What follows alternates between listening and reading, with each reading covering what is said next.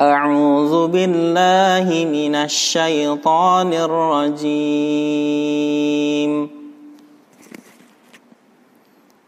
لقد كان لكم في رسول الله أسوة حسنة لمن كان يرجو الله أسوة حسنة لمن كان يرجو الله واليوم الآخر وذكر الله كثيرا. Bismillahirrahmanirrahim. Assalamualaikum warahmatullahi wabarakatuh. Alhamdulillahilladzi kana bi'ibadi khabiran basira. Tabarakalladzi ja'ala fis sama' burujan wa ja'ala fiha sirajan wa qamaran munira. Ashhadu an la ilaha illallah wa ashhadu anna Muhammadan abduhu wa rasuluh alladzi ba'athahu bil haqq basyiran wa nadhira wa da'iya ilal haqqi bi idzni wa sirajan munira. Allahumma salli alaihi wa ala alihi wa sahbihi wa sallim tasliman katsira amma ba'd. Pertama-tama marilah kita panjatkan puji syukur kita kepada Allah Subhanahu wa taala yang telah memberikan kepada kita semua nikmat, yang dimana dengan nikmat inilah kita bisa merasakan indahnya bangun pagi untuk menikmati sahur menu yang dimasakkan oleh orang tua kita. Karena masih banyak sekali teman-teman dan saudara-saudara muslim yang tidak merasakan itu. Oleh karenanya patut bagi kita yang masih merasakan nikmatnya sahur, nikmatnya makanan-makanan yang lezat, untuk bersyukur kepada Allah Subhanahu wa taala. Dan juga kita bersyukur kepada Allah, kita masih bisa berdiri teguh di jalan yang Allah ridhoi, yaitu sunnah Rasulullah sallallahu alaihi wasallam. Dan salawat dan salam tak lupa kita junjungkan kepada Nabi kita Muhammad sallallahu alaihi wasallam, kepada keluarganya, para sahabatnya, dan juga kepada para pengikutnya hingga akhir zaman. Bagaimana kabarku wahai anak-anakku, abnai wa banati, yang semoga kalian selalu diberi kesehatan dan selalu dijaga oleh Allah Subhanahu wa taala dari wabah ini. Kali ini Bapak akan memberikan sebuah tema yang berjudul Birrul Walidain, atau yang artinya berbakti kepada kedua orang tua. Birrul Walidain ini merupakan muamalah utama yang diperintahkan oleh Allah Subhanahu wa taala setelah tauhid. Dapat kita lihat dari firman Allah Subhanahu wa taala di surat Al-Isra ayat 23 dan 24 yang berbunyi, wa qadha rabbuka alla ta'budu illa iyyah wa bil walidaini ihsana imma yablughanna 'indakal kibar aw ahaduhuma aw kilahuma fala takul lahuma wa la tanharhuma wa qul lahuma qaulan karima. Yang artinya, dan Tuhanmu telah memerintahkan supaya kamu jangan menyembah selain Allah, dan hendaklah kamu berbuat bakti atau berbuat baik kepada ibu dan bapakmu, yaitu kedua orang tuamu. Dan janganlah kamu, jika di antara mereka sudah berumur lanjut atau kedua-duanya sudah berumur lanjut, jangan sekali-sekali engkau mengatakan atau membentak mereka, dan jangan engkau katakan kepada mereka suatu perkataan dan ucapkanlah kepada mereka perkataan yang mulia.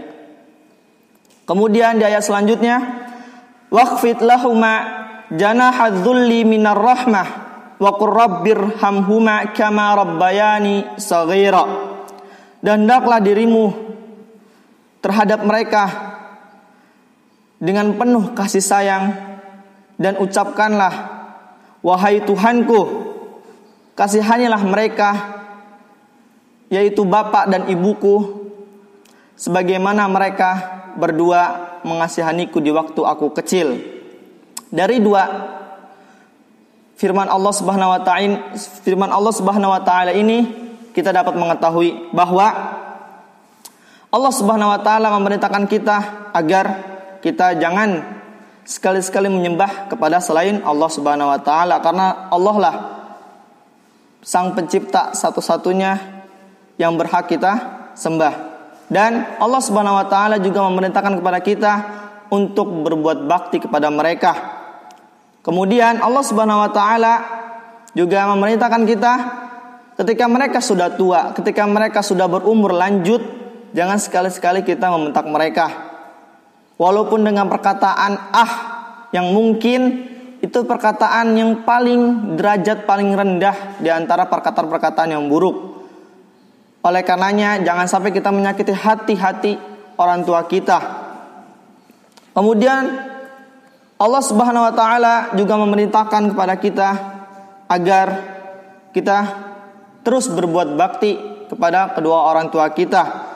Seperti yang Allah firmankan dalam surat Luqman ayat 14, "Wawasainal insana biwalidayhi hamalathu ummuh wahnan ala wahni wa fisaluhu fi 'amain anishkurli waliwalidayka ilayyal masir." Yang artinya, dan kami perintahkan kepada manusia untuk berbuat bakti kepada kedua orang tua kalian, bapak dan ibu. Dan terutama adalah ibu, karena ibu kita sudah mengandung kita selama 9 bulan. Kemudian ibu kita menyapihnya selama 2 tahun. Dan bersyukurlah kepadaku dan kepada kedua orang tuamu. Ya, ini kita harus bersyukur kepada Allah Subhanahu wa taala dan kepada kedua orang tua kita, dan hanya kepada kulah kalian kembali. Dari firman ini kita dapat mengetahui atau mengambil intisari bahwa Allah Subhanahu wa taala juga memerintahkan kepada kita untuk berbuat bakti kepada ibu dan bapak, terutama kepada ibu kita. Kenapa? Karena ibu kita sudah mengandung kita selama 9 bulan dengan keadaan yang lemah, dengan sampai ketika mereka melahirkan kita itu sudah puncak-puncaknya saat mereka merasakan sakit-sakitnya. Oleh karena itu, jangan sampai kita menyakiti hati orang tua kita, terutama ibu, karena ibu kita mempunyai hati yang lemah dan juga tubuh yang lemah. Oleh karenanya, jangan sampai kita mengucapkan atau melakukan perbuatan yang membuat mereka sakit hati. Dari dalil-dalil yang sudah Bapak sebutkan, saat ini Bapak akan menyebutkan beberapa keutamaan berbakti kepada kedua orang tua. Yang pertama, berbakti kepada kedua orang tua merupakan amal yang paling utama. Seperti apa yang disabdakan oleh Rasulullah SAW dari Abdullah ibnu Mas'ud radhiyallahu anhu, bahwasanya Rasulullah SAW berkata, ketika Abdullah bin Mas'ud bertanya kepada Nabi, amalan apa yang paling utama wahai Nabi SAW? Nabi menjawab, salat pada waktunya, atau riwayat lain, salat di awal waktu. Kemudian Abdullah bin Mas'ud bertanya lagi, kemudian amalan apa lagi wahai Rasulullah? Kemudian berbakti kepada orang tua. Abdullah bin Mas'ud bertanya lagi, kemudian apa lagi ya Rasulullah? Jihad fi sabilillah. Hadis ini diriwayatkan oleh Bukhari dan Muslim. Amalan selanjutnya, keutamaan selanjutnya yang dapat kita raih dari kita berbakti kepada kedua orang tua adalah kita akan mendapatkan ridha Allah. Dan seandainya kita durhaka kepada Allah, Allah pun akan murka kepada kita. Seperti apa yang disabdakan oleh Rasulullah sallallahu alaihi wasallam dari Abdullah bin Amr bin As radhiyallahu anhuma, bahwa sallallahu alaihi wasallam bersabda, ridho Allah bergantung kepada ridho orang tua, dan murka Allah bergantung kepada murka orang tua. Oleh karenanya, kita harus berhati-hati atau memilih ucapan yang baik kepada kedua orang tua kita. Jangan sampai ucapan ataupun perbuatan kita membuat hati orang tua kita sakit. Bahkan jangan sampai membuat mereka itu murka kepada kita. Karena murka Allah berada di murka orang tua kita. Dan buatlah mereka ridho atas perbuatan kita, buatlah mereka senang, buatlah mereka terus mendoakan kita dengan perbuatan-perbuatan yang terpuji. Oleh karenanya, marilah kita terus berusaha merubah diri kita, seandainya diri kita atau diri kalian semuanya merasa mempunyai kesalahan kepada orang tua kita, terus berusaha memperbaiki diri dan meminta maaf jika kita sudah melakukan kesalahan. Kemudian dari keutamaan berbakti kepada orang tua yang terakhir adalah akan dimasukkan ke surganya Allah Subhanahu wa taala. Dan bagi siapa pun yang durhaka kepada Allah Subhanahu wa taala, dia akan memasukkan hambanya ke dalam nerakanya Allah Subhanahu wa taala.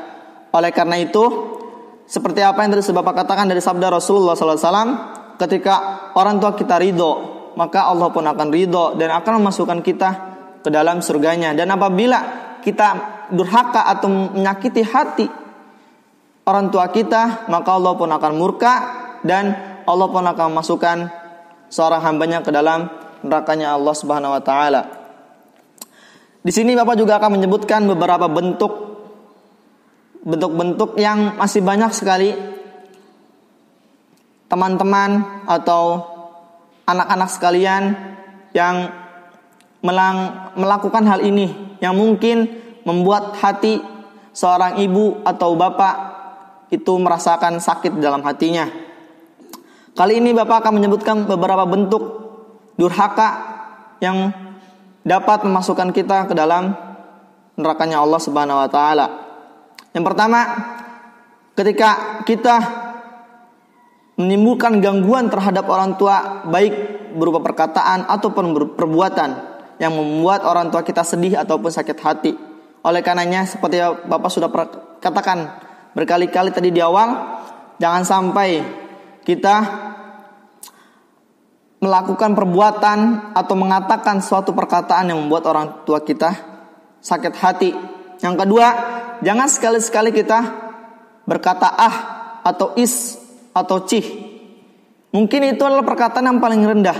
Perkataan yang paling rendah di antara perkataan yang kotor atau menyakiti hati orang tua. Banyak sekali dari kita atau teman-teman ketika disuruh, "Fulan, tolong belikan sesuatu," contohnya masako di pasar atau di warung. Nah, si Fulan ini sedang main game. Dia kesal, gak mau diganggu, dan dia mengatakan, ibu ganggu aja, umi ganggu aja. Nah, ini salah satu perbuatan yang Allah tidak sukai. Jangan sampai kita menolak permintaan orang tua kita. Apa susahnya kita berhenti sejenak untuk bermain game dan kita melaksanakan perintah orang tua kita. Yang ketiga, membentak atau menghardik orang tua kita. Biasanya ini ketika orang tua kita sudah tua, sudah berlanjut dewasa. Ketika orang tua kita melakukan kesalahan, kita sudah besar, jangan sekali-sekali kita membentak mereka. Dan di saat kalian, adik-adikku, anak-anakku sudah beranjak dewasa, ketika orang tua kalian sudah tua, jangan sekali-sekali kalian membentak orang tua kalian. Karena orang tua kalian sudah mengasihani kalian, sudah memberi sesuatu apapun yang kalian mau. Ketika orang tua kalian sudah tua, mereka butuh kalian, mereka butuh penjagaan dari kalian. Oleh karenanya, jangan sekali-sekali kalian membentak ketika mereka membuat kesalahan. Yang keempat, bakhil atau kikir. Kenapa? Karena jangan sampai kita sebagai anak pelit kepada kedua orang tua kita. Karena orang tua kita tidak pernah pelit kepada kita. Karena orang tua kita mengabulkan apa yang kita miliki selagi mereka mampu. Oleh karenanya, jangan sampai kita sudah dewasa, kita mempunyai uang dan orang tua kita membutuhkannya, jangan sekali-sekali kita pelit kepada mereka. Berikan mereka.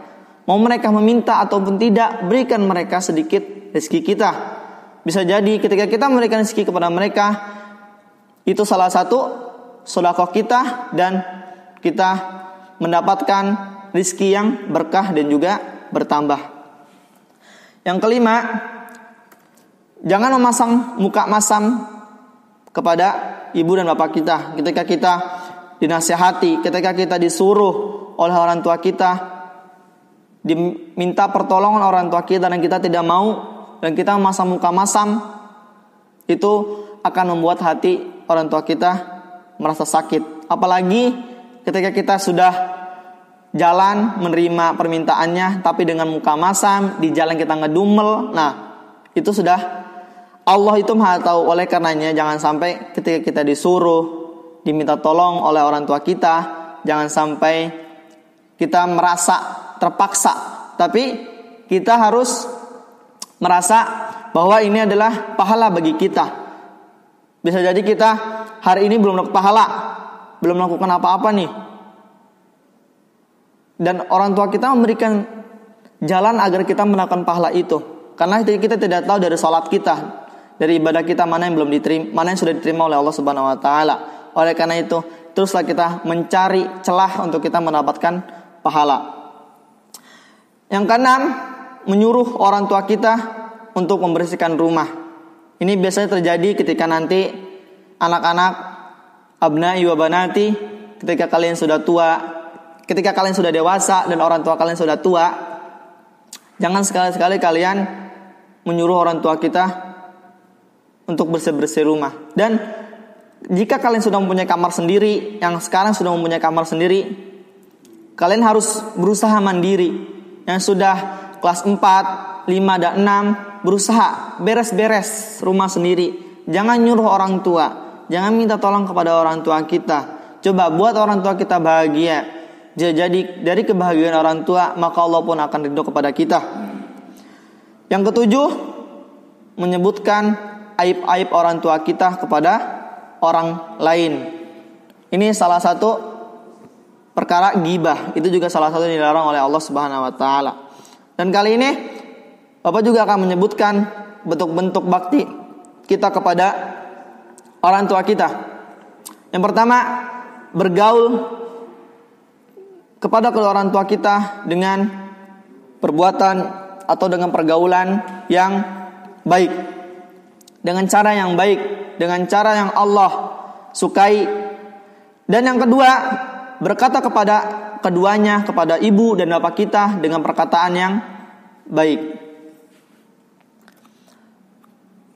Yang keempat, mendoakan kedua orang tua kita agar orang tua kita selalu diampuni oleh Allah Subhanahu Wa Taala, agar orang tua kita selalu diberi kesehatan dan juga umur panjang. Yang keenam, mentaati semua perintah selagi perintah yang diperintahkan oleh orang tua kita tidak mengingkari atau bertentangan dengan syariat Islam. Mungkin hanya ini saja yang bisa Bapak sampaikan, dan semoga kita semua dapat terus berlomba-lomba dalam kebaikan, dan semoga orang tua kita diberi umur yang panjang dan juga kesehatan, agar kita bisa terus membuat kebaikan, beribu-ribu kebaikan kepada orang tua kita. Syukron. Assalamualaikum warahmatullahi wabarakatuh.